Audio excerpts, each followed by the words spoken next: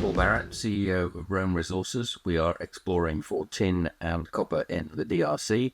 We're just about to get back to drilling, which is what we'll talk about today. Paul Castillo, I'm back to drilling, but more importantly, back on the ground in country. Yes, that's right. So, as we've said previously, and I think most people who follow this know, helicopter support is critical to the operations. And so the helicopter mobilized back into country yesterday and is planning to go to the site with supplies and the geologists and get back operating either today or tomorrow, weather dependent. So imminently, basically, which is a really good feeling considering that we were shut down. It's now a much better situation all around. Right, much better situation all around. Why? What's changed? Well, the M23 rebels who were kind of moving west out from Goma and Bukavu have basically retreated back into that area, into the cultivated rift area, as opposed to in the impenetrable jungle, which is where we are. So, and I think the combination of that and the talks that have been going on between Rwanda and DRC, and including the M23 on the side, will provide a peace plan hopefully in the next week or so. And so, therefore, things are really calming down and becoming a little more structured. We're not operating out of Goma yet. We're still operating out of Kisangani. But we will, I'm sure, get back to Goma in the near future, which makes it a much shorter helicopter flight to resupply, etc.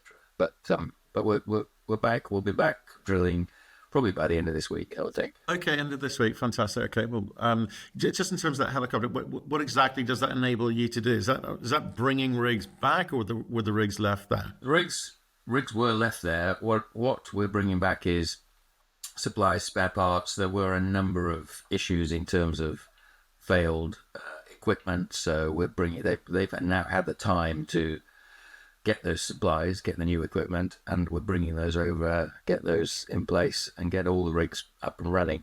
We're going to be operating on Mont Agoma only, not on Kalayi. We've got enough information on Kalayi, so we're drilling a very targeted program on Mont Agoma over the next couple of months. Right. Okay. And with regards to the restart, I mean, you talked about some new supplies, etc. A few things perhaps needed replacing, but how long does it take to get the rigs fully operational again? Oh, it's just a matter of a couple of days. I mean, everything's in place. One or two of them need a bit more work, replacement gearbox, for example, which is on its way, but we will be up and running and turning by the end of the week, I'm sure. Right. Okay. Now, obviously, we're waiting for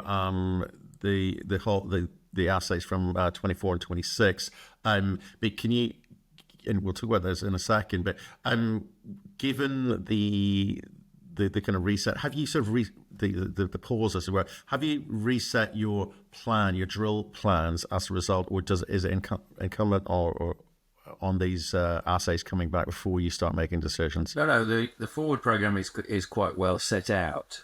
We will, once we get the 24 and 26 assays back, we will put out an RS and probably put some graphics in there just explaining what we're doing. And there's a data gap in the middle of Mont Agoma in the deeper part. So we're putting 3 or 4 wells in that deeper data gap, which follows on basically from our model of the tin grades, hopefully increasing as we go deeper. So that's quite a positive move. And we're drilling 1 or 2 holes on the fringes to see how it extends to the south. But the key is the data gap in the middle, which we're going to fill with some deeper holes in the next 2 months, basically. Okay, so what does that plan drilling look like? Because obviously, I think you're working towards this updated resource estimate, and maybe even potential PEA. So what more do you need to do? Yes, we are planning to put out a resource estimate. We will use the 24 and 26 assays to help us do that. We have a geological model that is almost ready to go. It just needs upgrading with these results. We don't know what they are yet, but what we saw on the ground was quite positive. So we're hoping to include those and then get a resource estimate out fairly quickly. We have our own geologist who, simply under AIM rules, will need to get an independent assessor just to verify those numbers.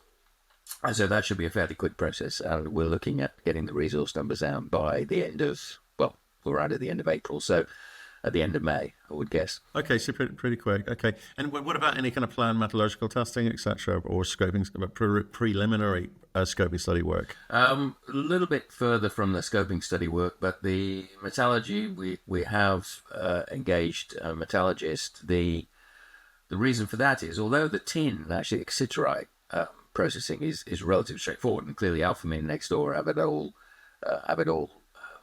working quite well.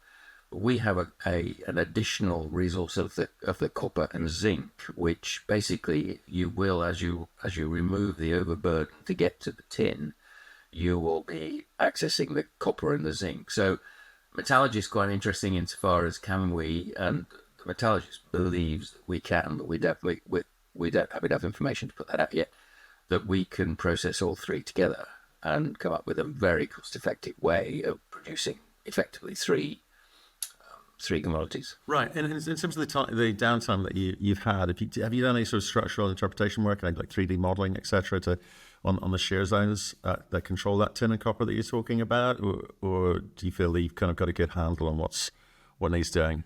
Well, the geologist, as I say, who's created the model, Dion, has been working on it as data has come in, and we have been looking at it and fine tuning, and so that went into the planning for the location of these next set of holes. So yeah, it's a bit of an iterative process, but we're pretty confident that this program will do the trick for us in terms of infilling and giving us the information we need. I mean, how confident are you in terms of this kind of lateral continuity between the Mont Agoma and Kalayi?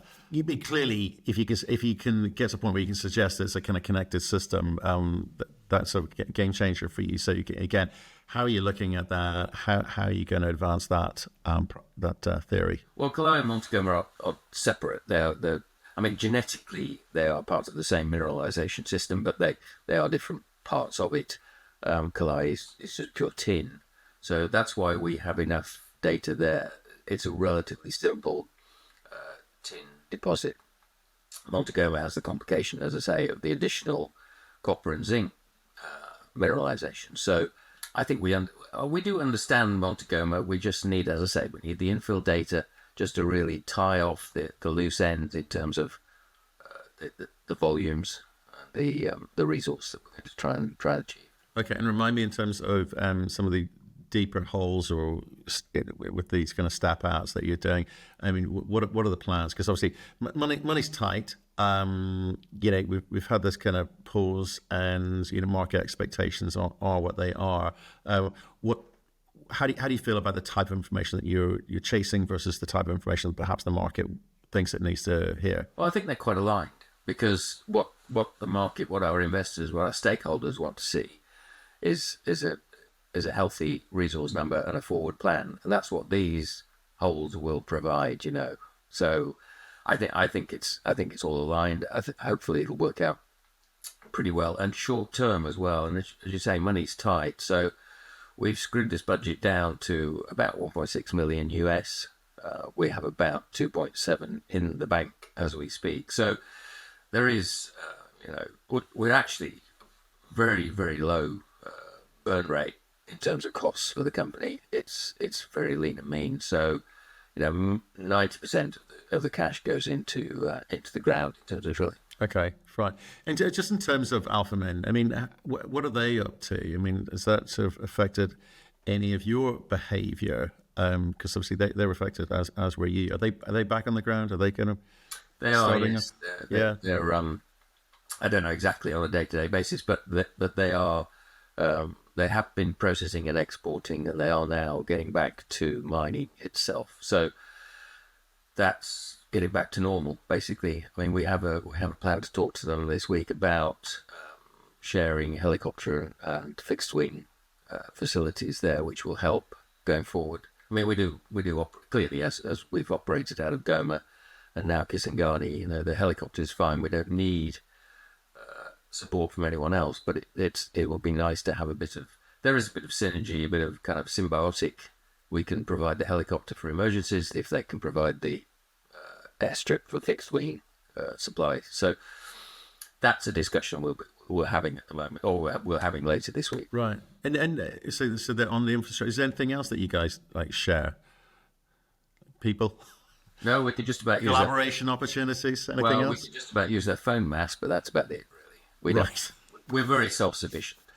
Okay. Well, look, I think the exciting thing here, Paul, is just getting these assays back and just trying to, see how you interpret those and then what you do as a result. So about a week or so, do you reckon? Roughly, I think. I mean, we're Tuesday now. I suspect. Of course, there's a bank holiday coming up, so we might be looking at Tuesday, Wednesday next week. Okay. Well, look, Paul, I appreciate that update. I'm glad you're back on the ground. I think that's the big news. Yeah. And let's see how you get on. Brilliant. Okay. Thanks, Matthew.